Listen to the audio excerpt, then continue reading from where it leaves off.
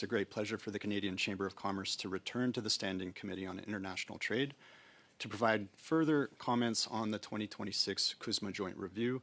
And today I will split my time with my colleague Catherine Fortin Lefaivre, the Senior Vice President of International Policy and Global Partnerships at the Canadian Chamber.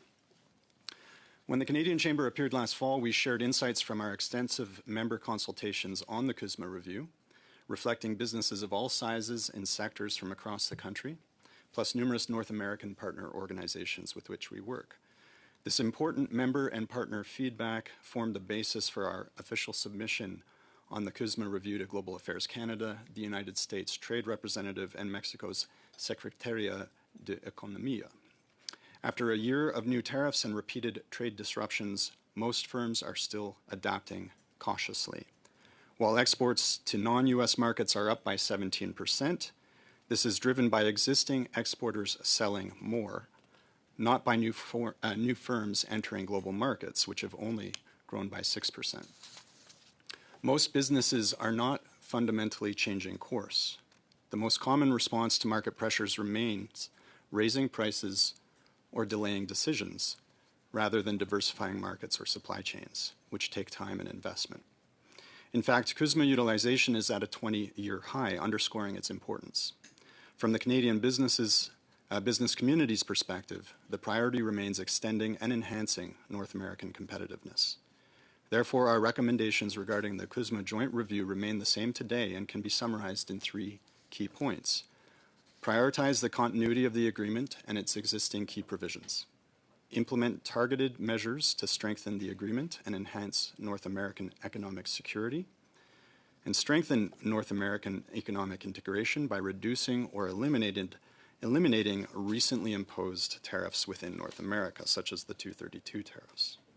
The Canadian Chamber continues to reassert that given the uniquely integrated nature of North American economic and commercial ties, our close proximity and extensive trade flows, Canada, the U.S., and Mexico share a common interest in CUSMA that strengthens North American economic growth, prosperity, and competitiveness. Our counterparts in Mexico and the U.S. share this view. Bonjour. As we get closer to the official review date of July 1st, 2026, Canada must be careful to differentiate signal from noise, because the noise will only get louder and the pressure to get a deal will only increase. Public positioning and efforts to build negotiating leverage are to be expected by each of the 3 parties.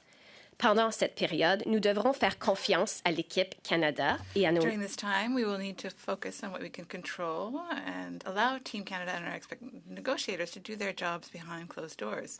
It will be appropriate for some information to be shared in public, but not all, and that's okay. Key facts. Canada still has the best deal in the world with the United States, whereby approximately 85% of its goods are being traded tariff-free. Contrary to frequent misconceptions, CUSMA does not expire or sunset on July 1st, 2026, if no agreement is reached between the 3 parties. While our economies understandably seek certainty as quickly as possible, the runway to renewing this important agreement is in reality longer than a few weeks. Based on Ambassador Greer's public remarks, we expect the United States will opt to start an annual review, which could last up to 10 years.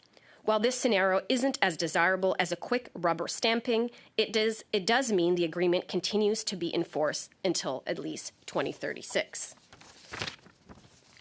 What's urgent in the immediate term is for Canadian firms impacted by Section 232 tariffs, those in the aluminum, steel, copper, softwood lumber, and auto parts sectors, to see relief. We urge the Canadian government to prioritize their removal or reduction. We note that the recent changes to 232's derivatives are especially problematic for not only the originally impacted sectors, but now also the downstream firms. While 232s are not officially part of the CUSMA review, there's ample reason to believe that such actions are intertwined. However, Canada cannot wait for the CUSMA review to play out to resolve this issue. De plus, la Chambre de commerce du Canada estime que tout en poursuivant le renouvellement... Moreover, the Canadian Chamber of Commerce maintains that during its pursuit of a renewed CUSMA, Canada must in parallel continue to take a variety of strategic measures to diversify our nation's trade globally.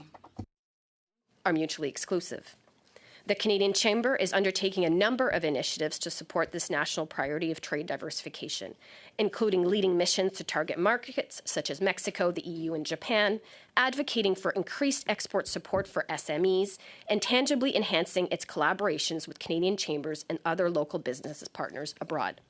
We look forward to continuing to engage with this committee on CUSMA and other trade matters. Thank you.